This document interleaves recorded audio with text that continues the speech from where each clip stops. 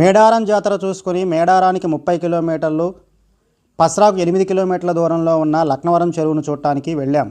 ఈ సరస్సు మీద నిర్మించిన తీగల వంతెన చూడటానికి ఆహ్లాదకరంగా ఉంటుంది. పెద్దలకు 10 రూపాయలు, పిల్లలకు 5 రూపాయలు టికెట్.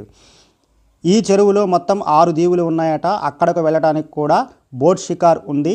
పెద్దలకు 50 రూపాయలు, పిల్లలకు 30 రూపాయలు టికెట్. స్పీడ్ బోట్ కూడా ఉంది, 300 రూపాయల టికెట్. వీలైన మిత్రులు ట్రై చేయండి. ఈ లక్నవరం చెరువులోకి నీటి సౌకర్యం ఖమ్మం జిల్లా అటవీ ప్రాంతంలోని లోతట్టు ప్రాంతాల్లో కురిసిన వర్షపు నీరంతా చేరుతుందట. లక్నవరం చెరువును కాకతీయ రాజైనటువంటి ప్రతాపరుద్రుడు నిర్మించాడట. ఆధునిక కాలంలో తెలంగాణ ప్రభుత్వం దీనిని పర్యాటక కేంద్రంగా తీర్చిదిద్దింది. మొత్తం 8700 ఎకరాలు దీని యొక్క ఆయకట్టు.